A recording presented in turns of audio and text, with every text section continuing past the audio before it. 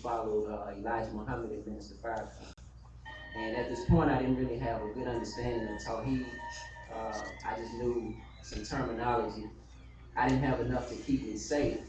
So when I clicked up with these group of people, uh, they had a different philosophy, and I kind of got sucked into that particular group for a couple of years. And my understanding of Tawheed was corrupted. Um, then I moved to Nashville, about 16 years old, moved to Nashville, and I met some Muslims. Um, there was an African family, and there was a brother in this family who was married to one of the African women, and he was from Jordan. But at the time, I thought he was white, I thought he was Caucasian. And at the time, I had become racist from hanging around with the Nation of Islam, because I was so happy to hear about anybody else referring to themselves as being Muslims. Before this, I was the only one. So every time I saw this family, I would get angry because I hated to see a white man with a black woman because I was a racist. But I had no idea that he was Arab. I had no idea he was from Jordan. I thought he was just Caucasian. So I used to frown up and mug every time I seen him. And I was very nice to the Africans in the family, you know. So finally, I kept telling my cousin, my younger cousin, I said, when I see him, I'm gonna talk to him. And then my cousin came to me, he was 9 years old. He said, you know, the guy that, the white guy, he lives upstairs with the Africans. He said, he told me he Muslim too. And this just made me even mad. I said, okay, when I see him, I'm gonna have to check, you know. So he saw me before I got a chance to see him, and he approached me. And alhamdulillah, he knew a lot of information about the Nation of Islam. So he gave me a historical lesson, and he invited me to come to the masjid. He was very informed about the shirk and the kufr of the Nation of Islam. So he was able to tell me that from the beginning to the end. And he also told me and reminded me about the things I had originally read from when I was in the alternative classroom about Tawheed. So he brought that back fresh on my mind. And when we got to the masjid, I told him, I said, I'll go to the masjid with you one time. And the only reason why I went was because, number one, he made sense, even though I didn't want to accept it. Number two, I wanted to get him out of my hair, and I was curious about the masjid anyway, because even though I grew up thinking that I was a Muslim, I had never been to a masjid, I had never met any Muslims. All I knew was from what I read from those books that I studied from. So when he went, he introduced me to a brother, African-American brother, and this brother was able to answer any questions that I had. And he basically started me from square one with the Tawheed, reintroduced me to Islam. And the whole time he was talking, I was thinking of questions to ask him. While he was explaining one thing, I said, okay, I know what I'm gonna ask him. As soon as he get done, I'm gonna ask him this. Because I wasn't the type of person to believe in anything. You know, you had to come with some type of proof. I wouldn't just accept anything. You couldn't just persuade me that easy. But before I could even ask him any questions, he answered all of my questions. So before I knew it, you know, my heart was completely content with everything that he was explaining about the Prophet sallallahu alaihi wasallam and about Allah subhanahu wa ta'ala, to the point where tears just started to run out of my eyes because I couldn't resist Islam. I knew that what he was saying was hot, and I didn't have any doubts about it. And ever since that day, I never had any doubts about it. So at this point, I took my Shahada over again with a proper understanding of Islam, you know. And after that, he began to invite me to his home. He used to be at the masjid. He would always give me lessons, teaching me wudu and salat and stuff like that. But also at the same time, going back a little bit, I said I grew up in a gang-infested area. So pretty much my whole family on my mother's side and my father's side, everybody was gang members. I grew up as a gang member. My religion was just something private. You know, I tried to practice it as much as I could, but I got caught up into the street life like most kids do. And like a lot of Muslims are getting caught up into now. So everything that I've been spending my life trying to resist and trying to fight the temptation of people who have Islam, who come from Muslim countries and Muslim families, the youth that I'm seeing right now, uh, pretty much nationwide, worldwide, they tend to want to imitate the same foolishness that I try to get away from. So this right here is a big problem right now that I'm seeing personally, is that we have Muslim gang members, we have Somali gangs, we have Kurdish gangs, we got all kind of gangs right now, for whatever reason. And then the hip hop culture is influencing us, on every type of on every type of level. Not just the brothers, but also the Muslim women. And it's I was watching a video on YouTube, and actually the video had in it some Ethiopian girls, some Somali girls, and some African American girls. And one of the things that I noticed that were common among all of these different groups is that when they were seeking a husband or looking for a husband, they said, I don't want a brother who can't rap. They don't want a brother who ain't got no kind of swag or no type of, Americanism about itself. So that shows how deep, the culture is really going into the Muslim community. So it's a lot of issues that we have as Muslims that we shouldn't have, especially when we come from Muslim countries and we were raised as Muslims. A lot of the people come from Muslim countries. And then you have one issue where you got the parents who are real strict about sticking to the culture, but they struggle with the children who were raised here in America. So they're just as American as I am, pretty much. And it's like an identity crisis that the Muslim youth are going through right now. They don't know if they want to be like Jay-Z or Prophet Muhammad. They don't know if they want to be like Michael Jordan or Prophet Muhammad. So these are some of the issues that we wanted to talk about. I didn't really want to go too deep into my story, but a lot of you brothers been knowing me for a long time. I took my Shahada officially in 1993. So I've been Muslim for a while, and I pretty much come to all of the masjids. At each masjid, I see a whole lot of problems. It doesn't matter what the ethnicity is, what the location is. I see a lot of problems, a lot of social issues that stem from a lot of different things, from the leadership to the regular Muslim. A lot of you probably know me from doing poetry. I'm really heavy into poetry, and I perform, I do spoken word, and that's pretty much my medium. I don't have a lot of knowledge about Islam. I don't claim to have a lot of knowledge about Islam. So I like to use poetry in order to try to reach the youth and explain to to people what my situation is and what I've seen. I've observed a lot of different things, and I've been a part of a lot of different things at all of the masjids. From Masjid Salahuddin to Masjid Al-Islam. And it's a lot of devices that's dividing the Muslims on so many different levels, from cultural issues, nationalistic issues, to the point where, the youth are being affected. We got thousands of available mates once a Muslim boy or girl gets ready for marriage. But at the same time, due to nationalism, tribalism, and so many other things, you have people who can't seem to find a mate. And we know that, it starts with the individual, but at the same time, the family is always going to be the building block for establishing community life. You have to establish strong families in order to establish strong communities. And there has to be youth in the masjid. A lot of times you go to the masjid, it's just the older brothers hanging around here. And the youth don't even want to come to the masjid because we make it boring for them. We don't know how to reach them. We lost that line of communication between the older brothers and the younger brothers. But when you look into the sunnah of the Prophet ﷺ, they spent time with the youth. It wasn't a whole bunch of beef between the older people and the youth. You didn't have to be old to get respect. The young respected the old, and the old respected the young.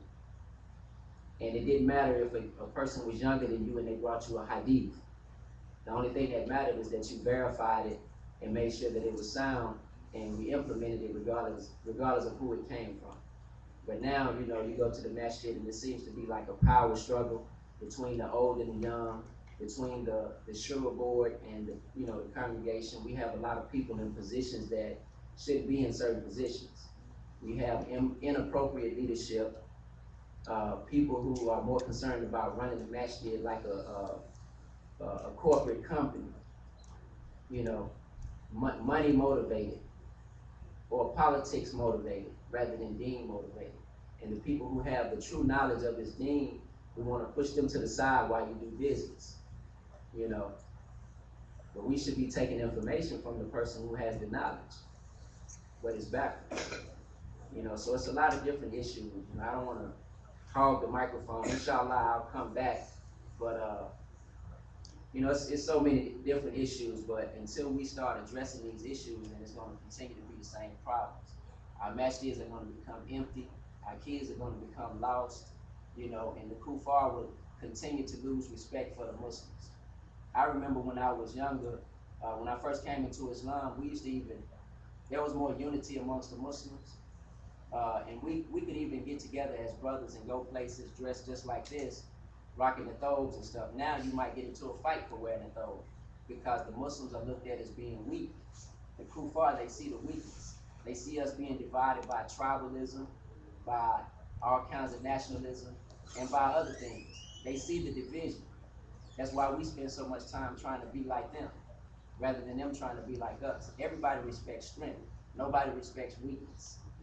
So we have to try to get rid of these different issues that's dividing Muslims so we can stand strong, so we can spend time with each other for the sake of Allah and really learn how to increase that love for the sake of Allah that we're supposed to have. We pass by each other every day and we don't really love each other for the sake of Allah. We say, Assalamu alaikum wa rahmatullahi wa barakatuh to each other all the time. But do we really mean it? Do we really mean it, or is it just something ritualistic that we say? When the Sahaba said it to each other, it meant more than just peace be upon you, you know, just something ritualistic. Half of the time you feel like your brother don't even want to give you the salams. He just give you the salams because y'all made eye contact. Not because he's really trying to you know, gain the rewards of Allah subhanahu wa ta'ala. So it's a lot of issues that we have, even from division based on ideological understandings. You know, people have different schools of thought. One person is Maliki, one person is Salafi, one person is Shia, one person is Sufi. So it's a lot of different issues that we have between each other that we need to learn how to resolve in a better way. See, it's a way that we can deal with each other without getting into any type of innovation. We don't have to become innovators, and we don't have to be with those people that the Prophet ﷺ told us not to be with, because an innovator in the deen is very dangerous, and sometimes more dangerous than the kuffar, you know, because they destroy the sunnah, they destroy the legacy of the sunnah of the Prophet ﷺ, taking the deen apart piece by piece. But at the same time, it's a way that we need to learn how to respect each other regardless of what our ideological differences are. Basically, you should respect anybody that proclaims to be Muslim, regardless of what he want to call himself. And the easiest way to deal with a person who has a different school of thought from you is that if they come to you with anything strange that you don't know about, just ask for some dalil in a nice way. Brother, can you tell me, you know, where I can find this hadith? You know, where did you get this from? Not in a disrespectful way, but in a nice way. And, you know, if we love and we hate for the sake of Allah, and we accept the truth wherever it comes from, then we should be able to take that and benefit from it, rather than arguing with each other all the time, because arguing is very counterproductive. It really, you know, when we finish arguing with each other and building this hate for each other in our hearts that we shouldn't have, causing this division that we shouldn't have, at the end of the day, nothing is accomplished on either end. Who really wins the argument? Even if you have the dalil, who really wins the argument? Some people just love to argue. Arguing, it wastes a whole lot of time. You spending time arguing with a person that you could have been remembering a lot and concentrating on some beneficial knowledge that's going to get you closer to Allah, instead of arguing with somebody about issues that most of us are not even qualified to argue about in the first place. We arguing about fiqh issues when we need to be talking about tawheed, you know. So we got our priorities really mixed up. And inshallah, you know, one of the easiest ways to start trying to repair it is that you learn how to, you have to make a commitment to yourself that anybody that's a Muslim, you're going to respect him. You're going to respect him and you're gonna give him his rights that Allah subhanahu wa ta'ala gave to him. You know, we have no business disrespecting another Muslim. You know, so I mean, we pray with each other, we give the salams, and we do those things that Allah's messenger said that would increase love and mercy between our hearts. Inshallah. Assalamu alaikum.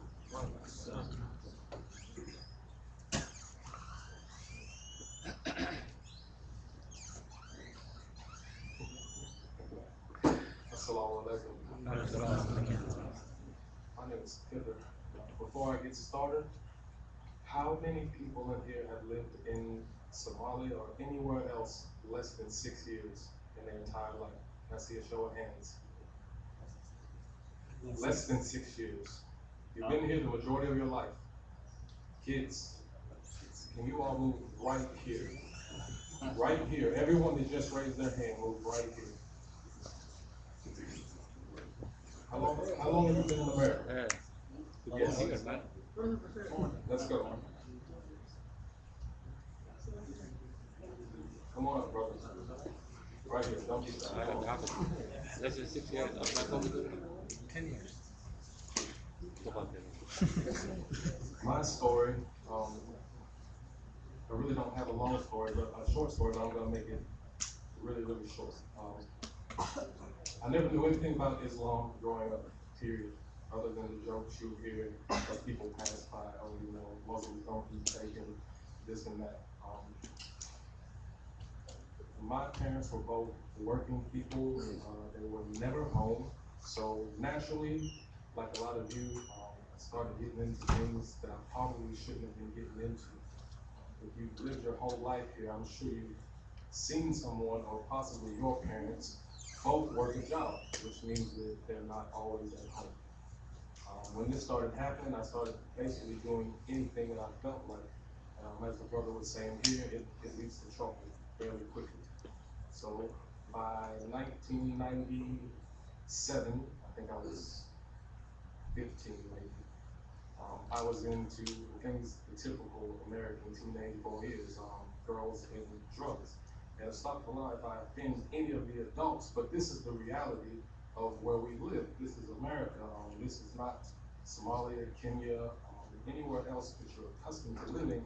These are the things these children are going to deal with on a day-to-day basis. So as life was progressing, there was more and more trouble coming my way. It went from drugs to cars to stolen identities, just anything that you could think about that would, you know, kind of make quick money. And that's what all your buddies talk about, is quick money, because I listen to all of you as you talk and you're around me. It's always talking about money, correct? Right. Well, as time went forward, I started getting into too much trouble. There would be weeks that would go by where, you know, I'd make $20,000, $30,000 easily, because we weren't doing anything with drugs by this time. And I would be miserable. I would go out and I would sit in my car for 8, 9 hours a day, and I would just stare out the window. Like, I was miserable inside. There was money to blow left and right, and I was horrible inside. Well, I remember one of my best friends at the time, it was me and him, and again, remember, I'm talking reality. At this point in time, we were still drinking alcohol. We were kids. We were typical American kids. And I remember him looking at me and he said, I think that we're supposed to be Muslim. And I looked at him and I said, man, you are crazy. There's no way that we're supposed to be Muslim. And I asked him, why did he feel this way? He said, because, you know, they're doing everything that no one else has the guts to do. He said that women cover, and this makes sense. He said they don't eat things and consume things that are bad for you, and it makes sense, but it seems like everyone is afraid to do what's right. And so this sat with me for a while, and at this point, I had already quit going to church. I stopped going to church maybe in 97, 98, because it just, something wasn't right there. I would ask questions to my so-called Sunday school teachers, and I remember they would get upset when I would ask certain things about, like, the Trinity. I'm asking, how does the Trinity work? And they're looking at me and they're saying, I'm going to tell your mother that you're questioning, how is God 3 in 1? I said, okay. So at this point, I'm done with church. Moving forward, I remember one day I said, you know, I'm going to I'm going to study all three major religions. I'm going to see which one works out. I said I'm going to give, 30 days to 3 months for all three of these religions, and I'm going to choose whichever one makes the best sense. Now, obviously, I grew up Christian, so that was marked out. This made absolutely no sense to me. But I was convinced at the time that since Judaism was the oldest form, the Jews had to be right. This is what I was thinking. So I'm already I'm planning to get tattoos of the Star of David on my body, things that, are completely insane. But this is the way I was thinking at the time. And so I read, I don't know, maybe about 2.5 months, everything I could in the downtown Nashville library on Judaism. This didn't make sense, because once I got to a certain point, I realized, hey, if you're not a certain type of Jew, they don't want you to be a Jew. Like, you can claim to be a Jew, but they're going to say, hey, God said these blessings for us doesn't have anything to do with you. So I started reading about Islam, and alhamdulillah, before I get into that, Allah had always kind of shown me things along the way. As far back as maybe 1994, I can remember seeing things that I couldn't really explain. That's something that's really important to me, is that relationship that you have with Allah. And it's extremely personal. Don't think that your relationship with Allah is just with this monster, or just when you put on your knees. That's not the case. It's 24/7. And so at this point, I started reading books in the library downtown about Islam. Maybe 3 days. I didn't even get the whole 30 days, and I was like, this is it. This makes sense right here. Everything that it's talking about, I know that this will solve the problems that I'm having. This will make me not feel so miserable, because I'll stop doing all the things everyone around me is doing that's making them miserable. So I read about Shahada at one point in time, and I was looking up how to take Shahada, and they said this is all you have to do is say La ilaha illallah Muhammadur Rasulullah. So I'm looking around, as he said, you need a witness. There was a couple of people sitting around me, so I kind of said it loud and thought that I just gave myself Shahada. May of 2003. At this point, I'm full-blown on Muslim. I took my family, we moved out to Gallups, and I moved far away from everyone that I knew. And I'm telling you this because at some point in your time, you may have to do this. This is another form of hijrah. And I know at least a few of you understand hijrah, correct? It's not just moving from one country to the next, one state to the next. It's migrating even from one place to the next because of the sin where you are. Everyone knows that a hadith, they've heard 1,000 times about the brother who had killed 99 people. I know everyone knows this hadith. He was making hijrah. He was on his way. Going forward, shortly after that, everything it kind of started to fall into place. Again, I hadn't officially taken Shahada, but I forgot that my mom's oldest sister, she married a brother from Lebanon back in maybe 91, Muslim brother. And just because he didn't look like the rest of my family, we just didn't pay any attention to him.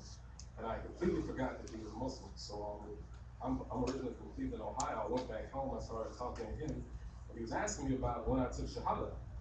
And I said, I gave myself Shahada, months ago. Like 4 or 5 months ago. He said, you gave it to yourself? I said, yeah. And he grabbed my hand and said, we're going to Jummah, it's Friday. And he took me and we went to a mosque in downtown Cleveland. And right after Jummah, I took Shahada, getting there.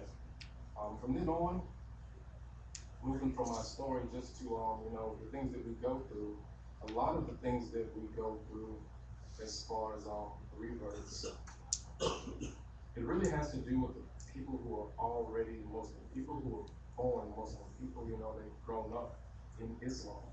I remember my very first encounter was with some people at the Islamic Center 2003, late 2003, maybe early 2004. And the first thing that I learned is, hey, if you don't look a certain way, then automatically you're not Muslim. So I have you guys right here because I'm talking specifically to you. Your generation is completely different from the past generations. You should have already by now seen people who you run into and you say, hey, I didn't even know that you were Muslim. You'll run into people who, they don't look anything like you. They don't dress anything like you. Maybe their culture is different. My point is, don't label someone before you ever find out anything about them. From there, going forward, it was problem after problem. Like again, I said, Allah was showing me things, and He had promised me things from day one. Certain ways that I would live, certain ways that I would learn. I remember I learned the majority of the things I know about Islam from a homeless brother. I don't know where he is to this day. I look for him all the time. He would come and he would teach me some hadiths.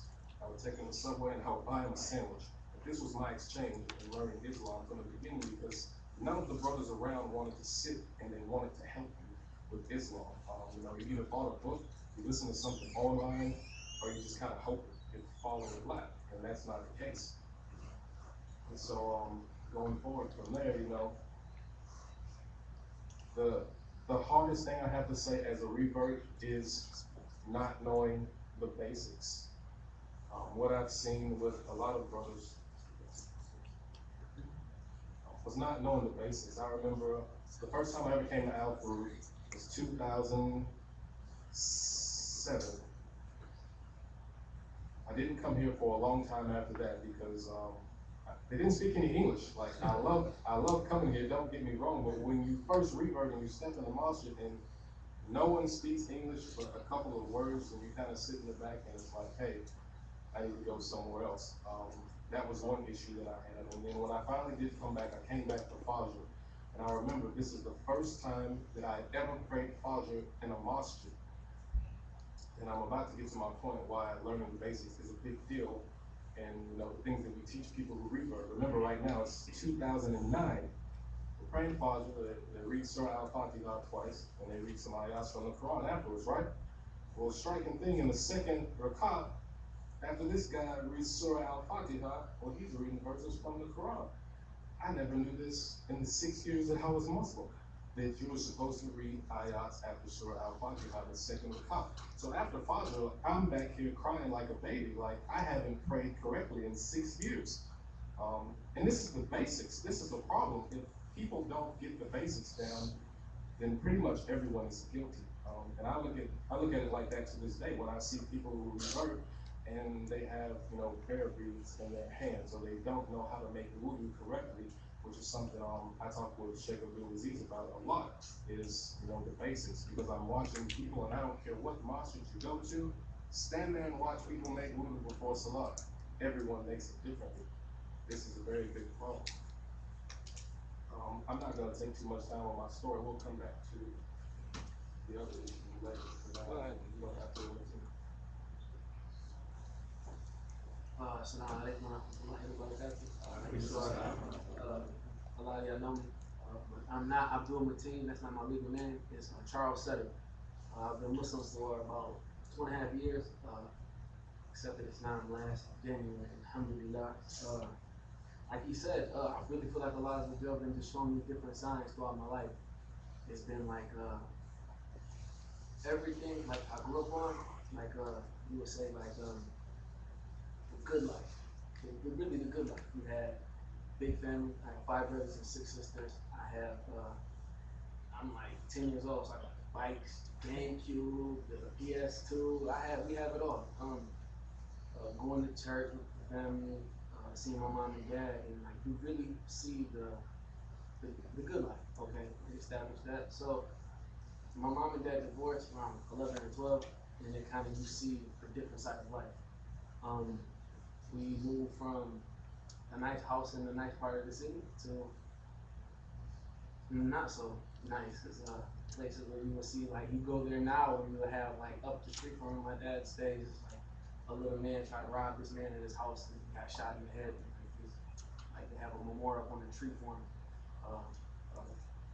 Ex-boyfriend of my sister was stabbed right in front of my father's house. You see like transactions of narcotics and whatnot. You will see like you will really see all this stuff like cars, big rims, and you really like this stuff. This stuff is very appealing.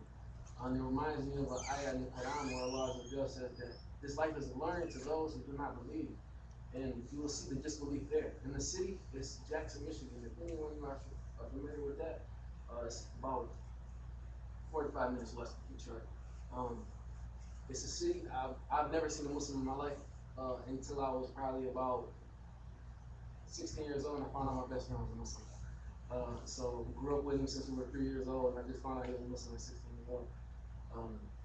So like moving on my story, it was like more of like growing up in the church, trying to find out like the purpose of life. That is very important for anyone who doesn't know their purpose in life. You should really search for that, because even a lot of Muslims I know that they think the purpose of life is just making salah or doing like just regular things. It becomes like it's not really meaningful anymore. It's just like something you just do. It's like a ritual.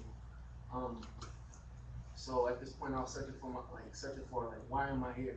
Like I experienced the life of like anything you could think of, girls, sports, like jobs, like all this stuff that kind of doesn't mean anything. So there's a few times like me and my best friend would have like conversations, and I remember one night we were getting ready to go to sleep. We were about to get ready to go to the gym before we went to school the next morning. We were laying down, and I'm on the phone texting one of my girlfriends, and I'm thinking he's asleep, so I'm like texting, and my phone goes off. So he's asking, he's like, "Hey, Chuck," that's what they call me, I'm Chuck. He's like, when you die, you think you're going to heaven? And I'm laying down, I'm like, absolutely. I'll be asking that question. I don't drink, I don't smoke, because at this point in my life, I stopped smoking and drinking. I kind of was focused on school and sports and like my family and things of this sort. So I'm like, absolutely. Why would you ask me that question? Like, this is a crazy question. And I was like, I'm a good person. He was like, yeah, you're right. You're a good person. There's two types of good. Two types of good. There's good toward yourself and everyone around you, and there's good towards the Lord. I didn't understand this at the time. I'm like, okay, that makes sense. So I'm kind of like racking my brain around this. Like, how can you be good to God? What does He want you to do? I never knew. I would just see like his dad praying all the time, and I'm like, what is he doing? Until one day struck my curiosity of what he was really doing. He had a plant in front of him. He's making salah, and he's I don't remember what position it was in, but I walked in front of him in the plant, and he came back to me. He was like, after he got done, he was like, son, let me talk to you. He sat me down in the calmest, meanest face. I know y'all got parents, y'all probably seen that calm, mean face that people have to get slapped or whatever. He gave me this look, and he's like, I could have killed you for that. And I'm like, I'm sorry, what did I do? So he's telling me like the principle of never walk in front of a Muslim, like praying, things or something. I'm like, so you're praying, that's what you were doing? I thought you were meditating, yoga. I never seen my best friend. I don't know what you're doing. So he like gives me a little bit of the rundown of his life. He never mentioned the word Allah to me. I'm just like, he just said God, the God, the God. And alhamdulillah, and through the entire time, after my mom and dad divorced, I was about 12 or 11. Can't remember exact time, but I fell into the streets hard. So he kind of opened his doors of his family. Was like, come, like if you feel like you need like shelter, come to my house. I don't care if it's like 4 in the morning, you just killed someone, I want you to come here. First place I want you to come to face any hardship. So I'm like, okay. So it was one time we were arguing about something, and me and my brother, he was talking about, you can't do this, you can't do that. And I'm like, what you mean, why can't I do it? He said, Allah tells you you can't do this, Allah this, Allah that. And I'm like, Allah? I'm like, forget Allah, F Allah. And he's like, whoa, dude, don't say that, don't say that. And I'm like, man, F Allah, Allah ain't doing nothing for me. He's talking about Allah as a judge. I'm talking about a man written law, like the law, Allah. Like,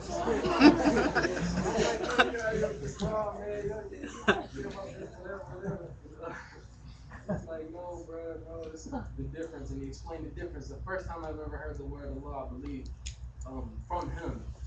And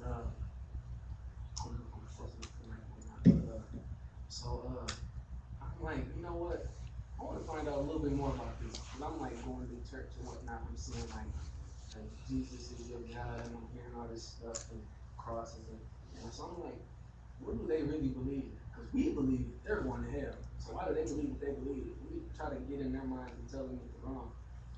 So I go to the masjid with them in Detroit. I remember the night we went, my best friend, he got me to go. He was like, we're going to Detroit, we're going to get some girls. I'm like, I'm in, let's go. We ended up staying at the masjid or whatever. We get back to Jackson, and it's Jamaat from Battle Creek. And it's his brother that my best friend. He's been my best friend since we were 3 years old. And we had started together. And he was in Jamaat and we're sitting like me and my best friend and him. He's sitting there telling me about Islam. I'm like, man, this guy is quiet, talking to me about this stuff I need to do with my life. Just worry about yourself. So he said something to me. It was like, it was like me and my best friend. He pointed. He's like, me and your best friend are closer than you and him. And I'm like, this is insane. This is what they're teaching these Muslims. Like, me and him knew each other when we were 3. We just met him, and he kind of looked like, yeah, we are. So I looked at my best friend and I'm like, is it real? He looked at me like, yeah, absolutely. Why? So I'm asking him like, why? He's like, because I'm Muslim and he's Muslim and you're not. Now, like, kind of like teared up, like, dang, like, this is serious. Like, you really, I kind of really grasped it after that. And, I'm like, so the brotherhood in Islam, tell me more about it. So he's telling me about the brotherhood. And I'm like, this is better than any gang we've been in. This is, like, I love the bond. Like, every brother, I don't know, any of y'all ever been to Detroit? Anybody? You've been to Detroit, you see the brotherhood there? I don't know which message y'all go to. It is not like one, like, you would not see diversity there. I mean, you will see diversity. You will see diversity there. You won't see like, you have your African American brothers sitting in that corner talking amongst each other, the Caucasian brothers, your Arab brothers, the Pakistani. It's not like that. It's not like that. They're completely, they mingle with each other, within each other. And it's some I've never seen before, and I'm like, this guy doesn't even speak English, but he knows the word of law, and he does too, so they talk. They're beautiful. And then making salat. These brothers are closer to me and him are now, and I'm like, I've never seen anything like this before. I'm like, you with your boy and y'all, you know what I'm saying, doing what y'all doing, you like, yeah, bro, this my girl. And I'm like, I've never seen this brother in my life. And I'm just kind of like, I want to be a part of it. But I'm kind of like taking the approach, like he said, he mentioned that a very important topic. He said that people don't want to do the right thing. People are scared to do the right thing. For what reason? I don't know. I can't quote the exact person who said it, but I remember something about people as human beings. The number one fear they have is change. They're scared to change. That's a big problem. So I'm talking at this point, I'm talking to my best friend, and I'm like, tell me more about Islam. I really want to know, like, the ins and outs of it. Like, what's false? Like, what is, like, I know y'all have, like, a book. Who's written? Did King James write that, too? Did Drake get his hands on that, too? And I'm like, I want to know, like, where's the contradictions? He's like, you don't have any. And I'm like, bro, get out of here. This doesn't make sense. Coming from the Bible where it's really, I don't know. Just, wow. Can't even think of how many times it's been written. I could probably name like 8 different versions present day that does not say the same thing as the other one says. They're all in English. So I'm going through a point where I'm like, you know what? If I can prove this religion wrong, I'm not gonna mess with it. Because if it's the word of God, he's not gonna make a mistake. He can't. He's God. You know what I'm saying? So I'm going through this phase. I'm about 17 years old, and I'm going through this phase where I didn't know where to go, what to do. Matter of fact, I love the way Muslims pray so much. I actually pray like the Muslims. I prayed like the Muslims. I prayed in prostration. I mean, in sujood. And after I got done praying, I was sincere. Like, you know, God, I'm gonna pray to you, Jesus, and Mary. I'm like, whoever is the right one, answer this prayer. Whoever is the right one, answer this prayer, and then I'll move forward from there. So I started studying Islam. And by the time I turned 18, I moved to Tennessee because after I graduated high school, I didn't want to stay where I was. I didn't want to stay where I was because I was either going to end up dead, locked up, or someone's dad. And those, not now. Alhamdulillah. So I had a window open to go be with my mother again because I really couldn't stand her. She left me. I don't know if y'all had your mother leave y'all. It's like the worst thing ever. That's the one person that gave birth to me. She will always remember she dies. No, my mom left. And she got up and was like, I'm gonna leave y'all with your dad. So I'm like, every time she called, I'm like, I don't want to talk to you. Get a phone with my brother. I really don't have anything to say to you. Like, you've done me. Like, the reason why I am the way I am now is because you left. So she took that hard, and I kind of learned more about Islam, and I'm like, speak the jinn is under her foot. So you tell me I gotta go get that. I go down to Tennessee for the summer. I come back. You know what I'm saying? We made plans and everything after the summer. But I got down there and I'm hearing like a bunch of stuff happening up there, and I'm like, I don't really want to stay there. I was like, I'm gonna just stay down here, build this bond with my mother, and really like focus on proving Islam wrong. That was a big thing. So I'm watching like all these YouTube videos, loving Bill O'Reilly. I don't know if that, or am I saying his name right? Bill O'Reilly. He was just like criticizing Islam. I'm like, yep, see, I'm gonna look up that point right there. I'm gonna go show my best friend like it's wrong, it's false. So never found a contradiction. So I'm going through like Christianity and trying to prove Islam wrong through Christianity, because I'm like, I don't want to make that change. My whole family is Christian. What would I look like being Muslim? Because I'm Muslim. I want to be a Christian. You know what I'm saying? It's an easy lifestyle. I can eat pork. I don't have to pray 5 times a day. I don't have to go to Hajj. I don't have to say salam to everybody I see. There's none of that. Actually, in church, I can sleep if I want to. Talk during the Sunday prayer. I do whatever I want. Jesus died for our sins. That's what I believe. Really believe this. I came to a point when I was really like, I can't prove Islam wrong. Praying like a Muslim, thinking like a Muslim. I'm like, you know what? I think it's time to make that happen. So I'm thinking like the hardest thing would be salat. How would I make 5 salat a day in a city where 10,000 people? And I'm not a Muslim. How would that look? There's no masajid to go. There's no Muslim to go to. The closest one was actually like an hour and 20 minutes away. And I'm like, how can I make this happen? I'm kind of scared to make this change. Like we all mentioned, like this change. Actually, I was more scared of change than I was Allah. Big problem. So I go to Michigan. It was January 2010. I went up there for my entire Christmas break. And at this time, I was like, I had this Islam in me, so I'm telling my family kind of a little bit about it. So I'm like, yeah, I want to be Muslim, man. This is like something that I could have proven wrong. And I think intellectually. So I'm gonna go with this. So I accepted Islam. Then, really faced, oh man. The point I took Shahada 3 days later, the first 3 days was the best days. After I came back to the Christian city, I'm Muslim. I was black and I was Muslim in a white city. I was doomed to die. I was doomed to be killed. It was bad. And so everybody's like, come to church with us. You gotta do this. You gotta do this. Cause you just found the devil. You didn't find God. You found the devil. So I'm like, I go to church with y'all. I'm a Muslim, but I'm still like, I'll go to church with y'all to see if you can show me something that I haven't seen. I go to church and I'm talking to one of his pastors I work with.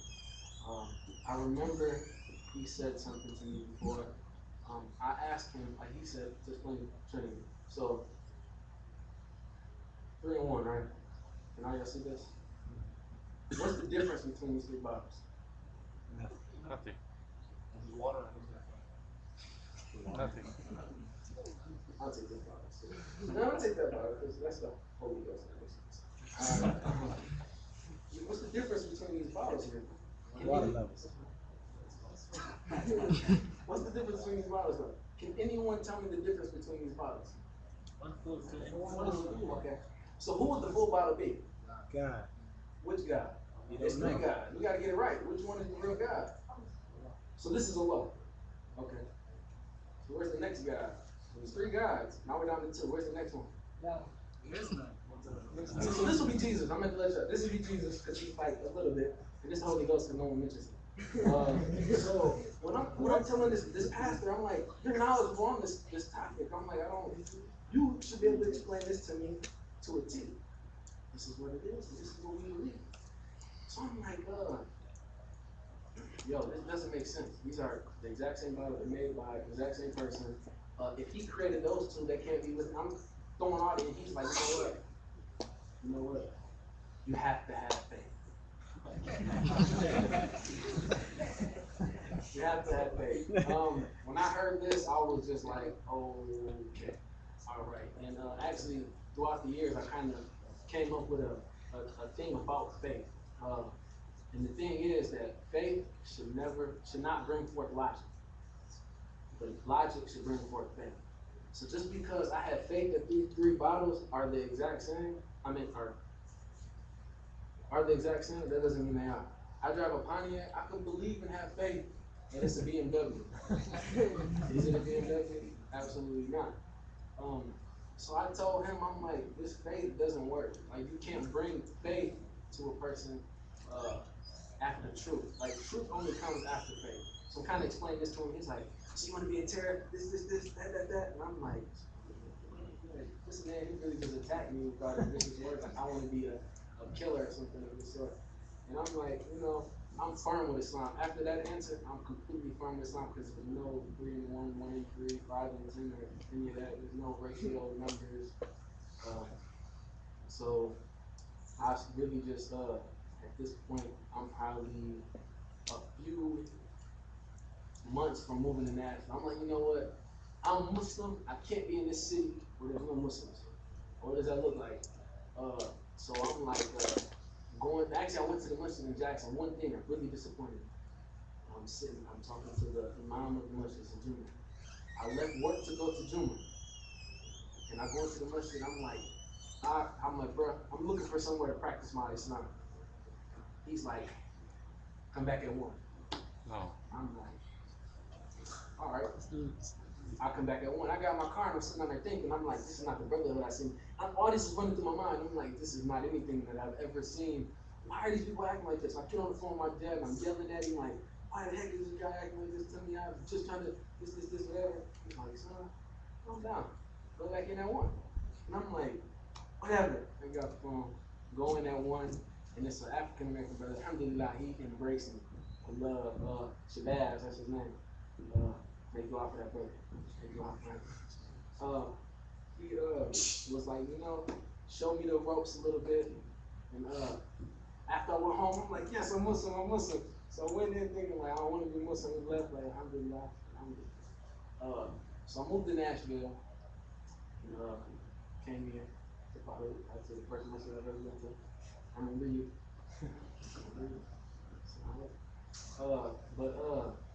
Come here and I'm like, you know what?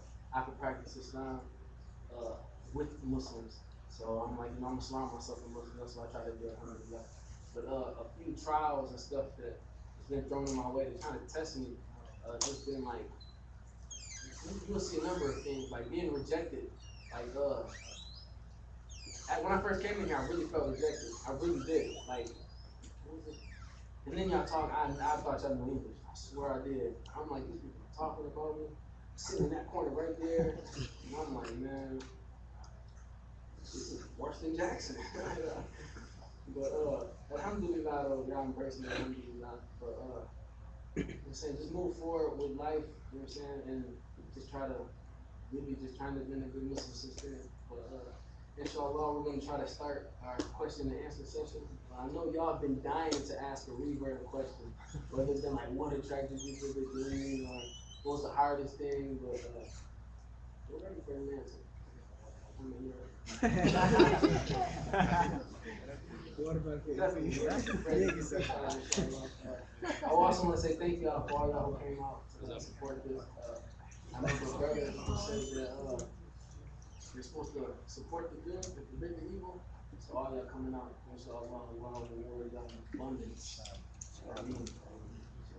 Inshallah, in regards to the question, we're going to keep it really brief, both the questions and the answers. So we have about 10 minutes. So we'll take 2 questions and let's try to keep it very brief. Just for each of you, how do you guys deal with your relationships with after the Okay, the first question is how do you deal with women after conversion? Assalamu alaikum. That's a good question. I'm gonna try to keep the answer brief. But I remember when I first came to Islam, I didn't want to get married immediately, though I was accustomed to having a lot of girlfriends. That's primarily what my addiction was. I didn't really have a whole lot of other addictions. My addiction was always women. So when I finally decided I wanted to get married, it seemed to always be some kind of problem. Either I wasn't from the right country, my skin wasn't the right color, and then within the African American community, we have our own problems. So the selection of finding a wife was a test. It wasn't very easy. So most people who are new to Islam don't really have strong iman, don't really have a firm understanding of certain principles in Islam. Quite naturally, you go back to what you're used to, because the temptation, the shaitan, is on you. So I fell back into having girlfriends and doing things that I shouldn't have been doing because it seemed impossible almost to get married. But eventually, I kind of spent a lot of time doing that off and on. And of course, as you gain demand, you feel very bad after you commit sins. A lot would make you feel a certain way, and you would know how wrong it was. After a while, you get sick of it. You get sick of it, and you start to feel empty after you commit the sin. You feel regretful.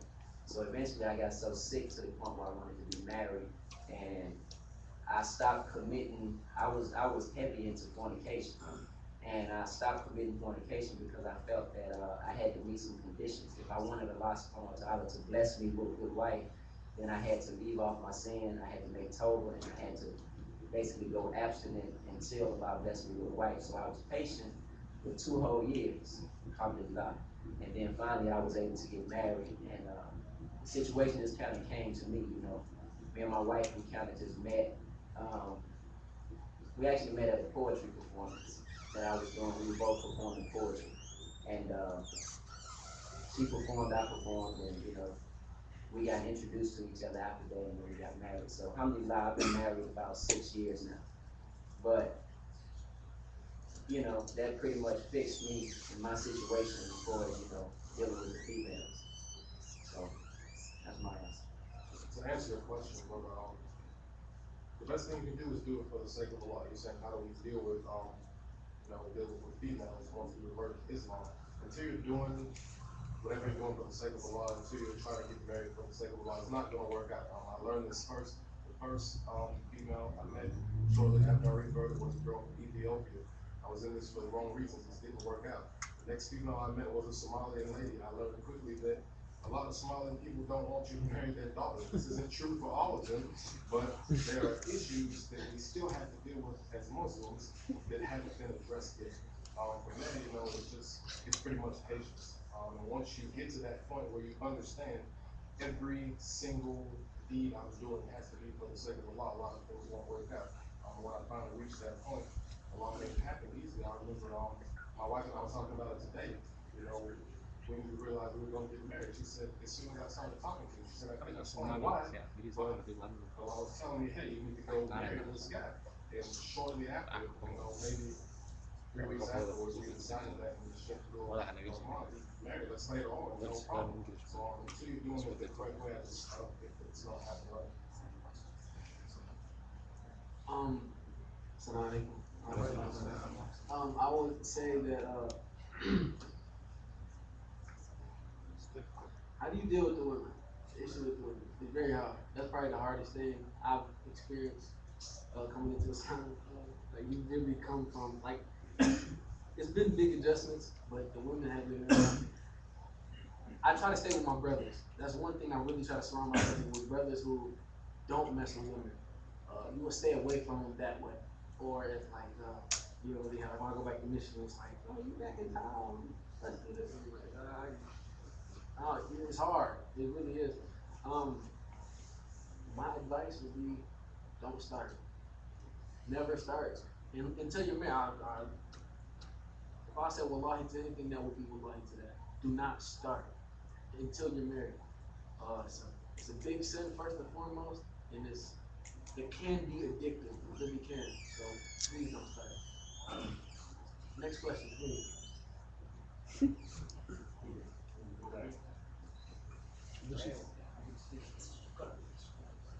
question is,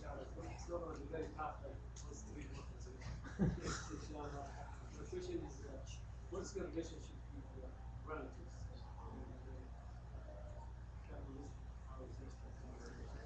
So the question is, what is your relationship with your relatives after you have become, after you accept Islam?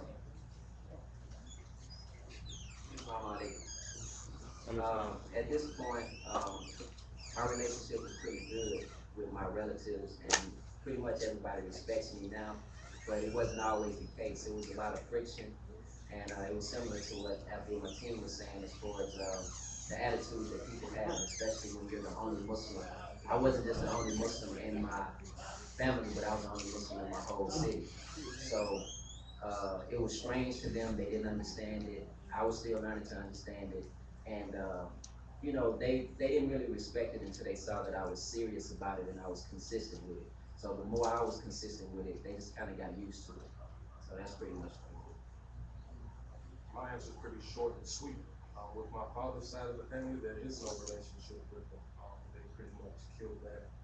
They thought it was Nation of Islam until about 2 years ago. With my mother's side of the family, we're pretty close for, you know, the immediate family, myself, my sisters, my brothers, but other than that, I stick to the mosques. You can find me at a different mosque all the time. I mean, that's my family because there really is no other family that actually do that.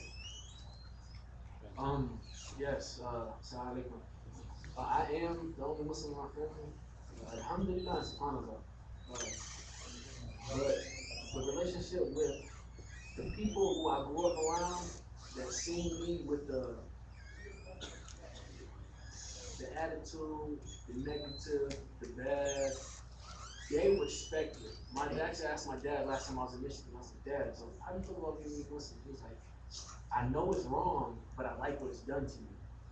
I love that answer. I don't care if that's what you can look at that like that, but if you like what it's done to me, that opens up the door that you like something about it. With my mother and like the other side of the family, it's more like a lot of friction. It really is. I actually just recently had to explain to my mother the rights she had over me because she's been corrupted mentally by another member of my family who tells her stuff like I'm a terrorist now. And I really have trouble. I ask these people. I say, so I go from wanting to bust people's heads and, you know what I'm saying, rob them and to do things of this sort. But now I'm like, if the altercation happens, let's talk about it. I'm a terrorist now that I go. It doesn't make sense to me. So I'm like, I guess it is what it is. Always try to build that bond and relationship though. Love is best. Is that what Abdullah? In the back?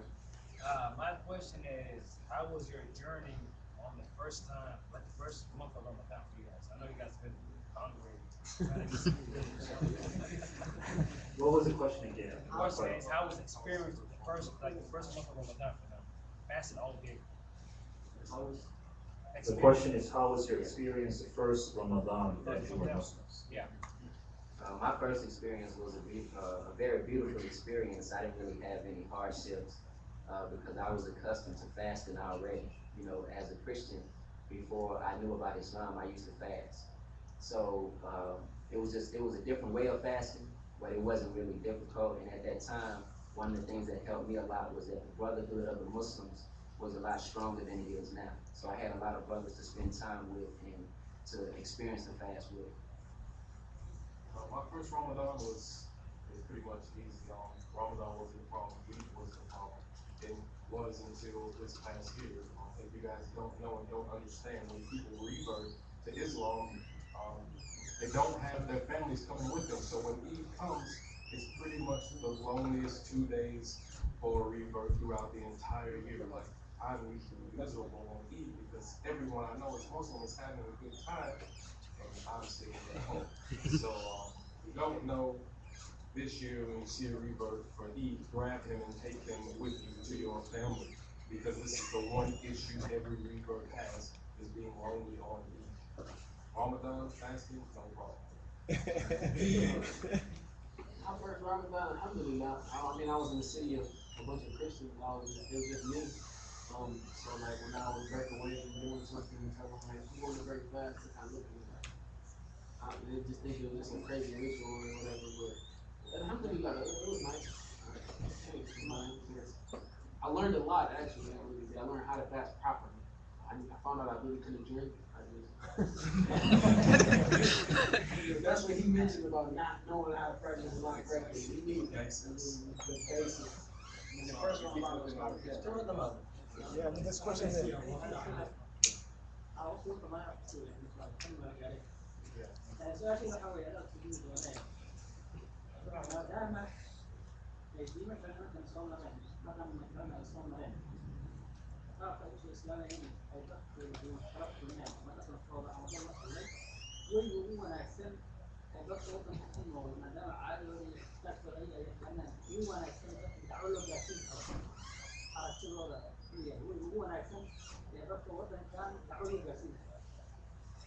Okay, so the question from Imam is, since you know better than immigrant Muslims, the American communities, what is your, what would you guys suggest in order to, in order to, give da'wah to people that are not Muslims, how do we call them? The best way. How do we approach that? That's a difficult question, but one of the things that I would like to encourage is the immigrant Muslims who move here from other countries. I encourage you to embrace the American Muslims, the people who are indigenous of America, and teach them Islam properly, because we naturally want to be embraced. And if you teach us properly, you teach us the language, you teach us the Quran, you teach us we're the ones who want to learn. And a lot of us, we're enthusiastic about going to our own people because we understand their psychology, we understand their language, we can talk to them better, So inshallah, if you can educate us, we can educate them. And we can actually educate them together. It's just like if you have a group of people from America, let's just say if African Americans start migrating to China. If we start migrating to China, and there are so many Muslim families, the Chinese, they already had problems before we arrived. They had social problems, economic problems, political problems. It would be insane for them to expect us to come over there and fix their problems. It would be insane for us to go to their land and disrespect them as a people. One of the things that the African American feels in America is disrespected a lot of times by our immigrant brothers who come from other countries, because they look at you like you're nothing when you grew up, all your life with this experience of dealing with, the American fitness. So we have to establish that link. I encourage the immigrant brothers to embrace the American population. You know what I'm saying? When you see us coming to the masjid, embrace us, communicate with us. Like the brother was saying, don't go off into speaking your own language when you know that we don't understand what you're talking about, unless that's the only language that you have. The Prophet sallallahu alaihi wasallam, he gave some advice on that issue, and if there's more than, let's just say 3 people, and everybody understands English, and 2 of you understand Somali or Kurdish or whatever your, Spanish, whatever your language is rude and disrespectful for you to leave that person out of the conversation because you make them feel unwelcome. You open the door for Shaitan to, put suspicion in a person's mind because they don't know if you're talking about them. They don't, it's okay if you need to tell somebody something privately and, you just leave it at that. But if I'm sitting up here talking to you and then, one of your brothers from your country come in and then the whole conversation just changed into another language. And I'm sitting here looking stupid waiting on y'all to finish for long periods of time. This is very disrespectful and it doesn't lead to anything good.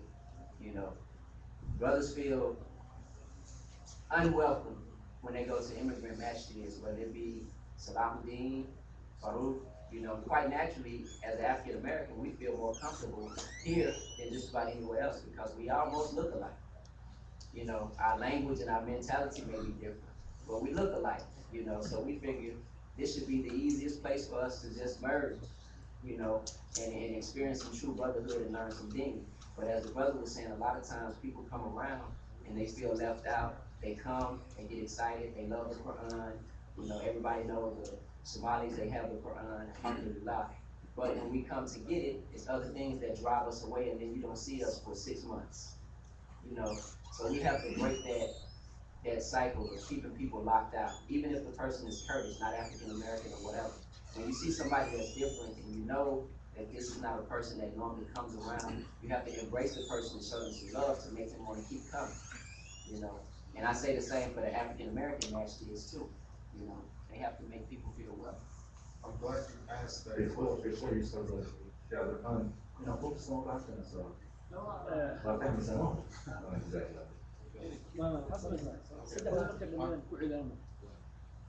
I'm glad you asked that question because yesterday I just joined a committee at the Islamic Center of Tennessee because they just formed a dawah committee and the same question was asked. Number one, the best thing for giving dawah to non-Muslims is a structure. When I say structure, I mean everyone has to have the basic knowledge on their deen. Until the group, whether it's 5 or 10 people you have giving dawah, they know that knowledge, it's not going to work. Number two, you have to put American faces with it because the minute that you go out to give dawah and you have an accent, whether you're Somalian or Lebanese or Saudi, the people are going to instantly start to turn away from you. But I notice where a lot of places that I go, you know, if I have on a thobe or anyone sees me make a salat, automatically people start asking questions because they're like, oh, well, this guy looks like me. I thought he was American, and you know, they're really intrigued. So you have to have a base for now with some American people on it, which means, you know, you may have to put 30 days into teaching them, but whatever the case is, that's probably the best way to do it. Swell Fian.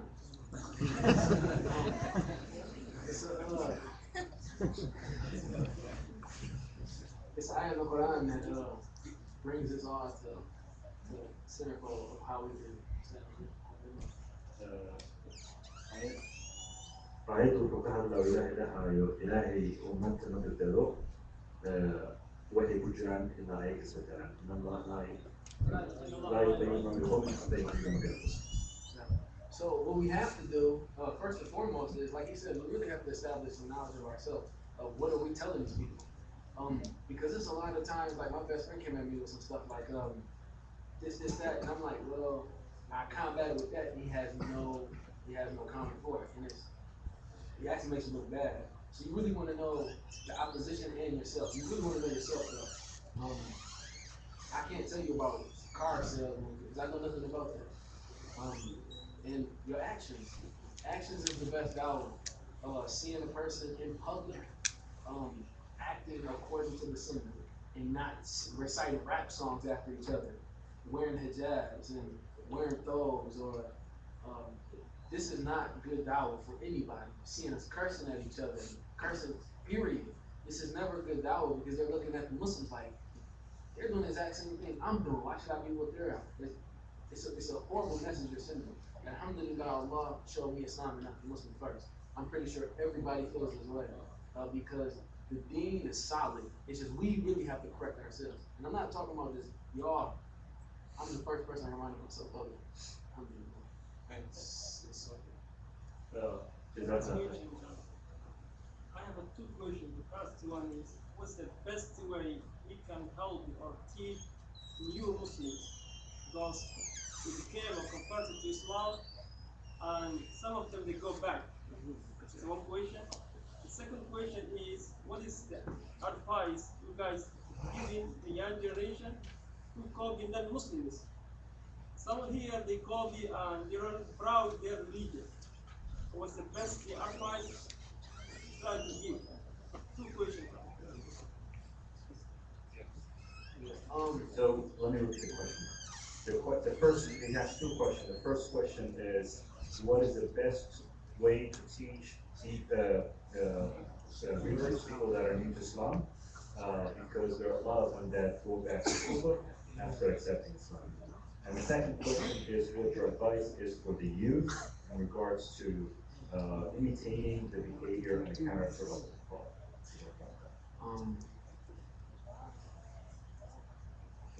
I would say the best way of teaching a revert is by your actions. What I see you doing, growing up as a Muslim, I've really seen Muslims doing things like selling drugs. I've seen them having girlfriends. I've seen them using drugs. Are you teaching me how to practice the deen of Allah's by doing these things, which He forbidden? That's the first thing we have. We have to like self-correction. We really have to establish that, and finding out the needs of certain Muslims, because there was a time about 6 months ago I finally learned my salat, and I've been here in Nashville for about at least a year, and I'm around every single one of y'all. I can guarantee every single one of y'all knows their salat, and I did not know my salat. I've said it in English and said subhanallah for the parts I didn't know, and not one person asked me, "Do you know your salat? Can I help you with that?" Not one person. We really need to start like embracing each other to help each other what we don't know. It's a brother that told me that everything has a zakat. Everything. Whether you have wealth, whether you have knowledge, whether you have physical strength, or whatever you have, it has zakat. So if you have an understanding of a hadith that I don't have an understanding of, you're supposed to share that with me. If you have an understanding of a surah and you know it and I don't know it, you're supposed to share that with me. This is how we're supposed to interact with each other. This is the brotherhood of Islam. This is how we're supposed to be. So he's going to answer the second question. Yeah, this is a question that I was waiting for while I sent you guys here, because it's extremely serious, and I talked to a lot of Somali brothers about this. The issue with the youth, you can go just about anywhere in Nashville, and you'll see a ton of Somali brothers, grouped together. When it's time to go to the mosque, I see the same faces in the mosque all the time. As far as being African American, I hate that term, I'm black. As far as being black, I'm sorry. We've been here almost 400 years. I don't know if you all know that much or you've gotten that far in history, but we've been in this country about 400 some odd years. It took this country 400 years to destroy us and our families. It's taking you all one generation. Your people came here maybe late 80s, early 90s, 95, most of them were here. Look around you, there's 10 kids in front of you. There's only 10 children. Nashville is claiming to have upwards of 5,000 Somalians. I'm seeing Somalians daily in places where I don't go, who don't make salat and call themselves Muslims. The girls not covered, wearing hijabs. Do you know how they got to this point? There's a lot of ways that they got here, but number one, something happened in their salat where I heard Imam Cho, is that his name? From Bell Road talked about this Friday. He was talking about the short. In your salat, something's not connecting when you're talking to Allah subhanahu wa ta'ala. This is a very big problem. So you need to make sure that you stay around the mosque. You need to make sure that you stay around these brothers that you see here. When you start kind of venturing off and trying this and that, if it feels wrong, trust me, it's wrong. That's one lesson that I've learned in life. It's a real deal. If it does not feel right, it's not right. So stick to the people that you know, stick to your deen, and it's pretty much, it's just going to be testing from there on out. But, like I said, in one generation, the language is being lost. Islam is being lost. This is a very serious problem in this community. And I believe Brother Jamal mentioned it at first. Something I've noticed personally in the Somali community is, I'm sorry to keep saying Somali community, but I don't see anybody who's Somali other than maybe a few brothers. I apologize. I'm Somali. One of the things that I see, there's a very big disconnection between your older generations and your younger generations. They don't seem to know what's going on. That's why when I first started talking, and I said that I would talk about things like drugs, and I would talk about alcohol, and I would talk about girls, because if you put your children in these public schools and you think that they don't know these things, you're in for a very big surprise. Because trust me, like I said, I listen to them on a daily basis. I know the things that they talk about. I know the issues that they have.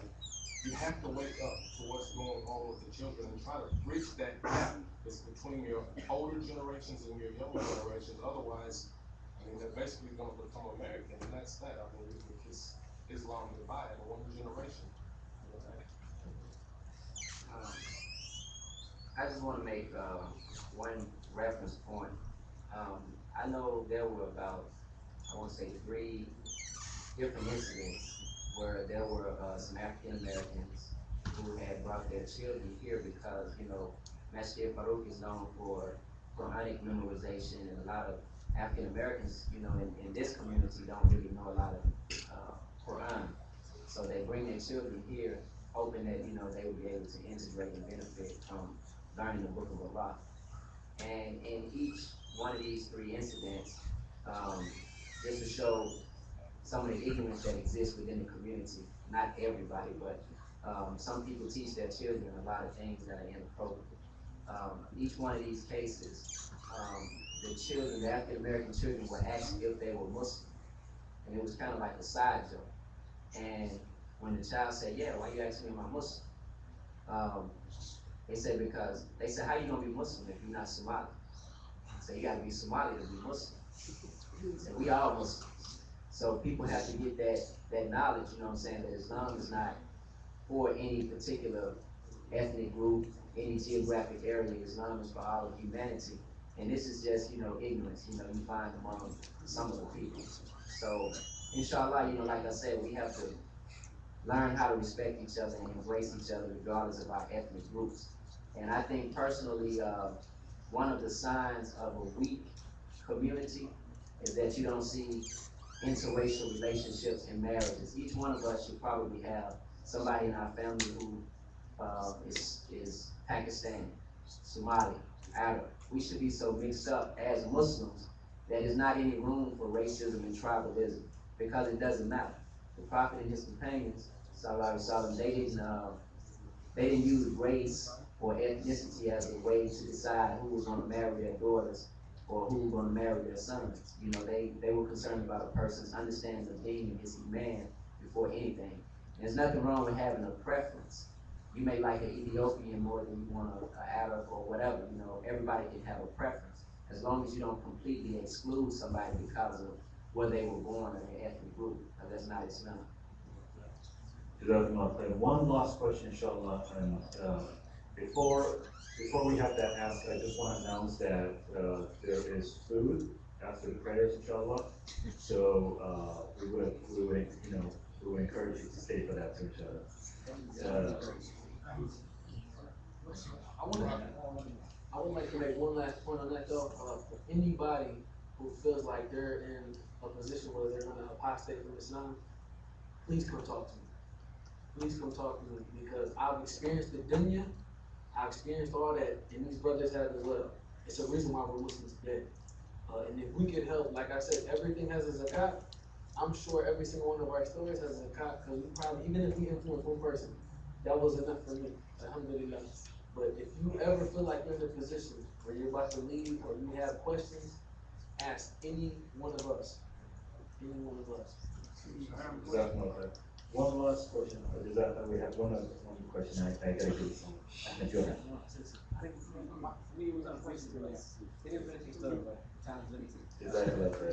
the question is, I have engaged from other brothers who were converted to Islam, that the source was Quran. That the first they read the Quran and how they converted to Islam. But then, did you have any chance? The question is, do you have any chance that you read the Quran? You confirm that you is the right path. So, in other words, the question is, did you read the Quran and did that impact their decision to become Muslims? Me personally, I had read the Quran several times from cover to cover in English. But at the time that I made the decision to become Muslim, that wasn't the sole basis for my decision to convert to Islam. That helped, but it wasn't the main reason. The main reason for me accepting Islam was I felt like it clarified all of the doubts that I had concerning many things because a lot of people can read the Quran, but there's other things that you need to know. There's so many different other stories and stuff that we hear about from the Bible that we have in our mind. We still have Christianity deep in our mind. So even once we get past Tawheed, we still have questions about the other prophets and messengers. May Allah be pleased with all of them. We have questions about stories that we've been told, and that stuff has to be clarified. As well as when we say that Muhammad sallallahu alaihi wasallam is the seal of the prophets. A lot of people outside of Islam, they can't understand how we can believe that, okay, prophethood is cut off now. Unless you understand that, the Quran is the last revelation. As for me, I had never touched the Quran, prior to thing that caught me was I remember looking at someone praying, and that minute I knew, okay, something is right with what he's doing. And then I got hold of an English version sometime later, and I remember reading the first 5 ayats of Surah Al-Baqarah. When I read these first 5 ayats, I was done. I said, I know that this is it right here. I was finished. For me, I haven't touched the Quran. It wasn't really the book. It wasn't. It was the brotherhood and the. It was really the brotherhood and the truth of everything else I've heard. Like I tell my story with a mix of truth and reality. The reality of this life and the things you will see and witness and experience, whatever that may be. Everybody's case is different. And then we have the truth of the next life and how you should live this life. That was it for me. And after I read the Quran, it explained it all. Alhamdulillah, beautiful, but it wasn't the Quran. It was the stories of the prophets and whatnot. جزاكم الله خير من جمال قادر and Abdul Mateen. We'll conclude at that, inshallah. For those of you that have additional questions, feel free to meet with them either after the prayers or other times as they are here at the masjid or anywhere else that you meet them. I hope that we have taken a lot of lessons from this, whether it is us individually, people that make decisions, and so on and so forth. I hope that we will improve ourselves, inshallah, in regards to the issues that people that come to Islam face, and also making ourselves the ones that give da'wah and go out and call people to Allah. Jazakumullah khair wa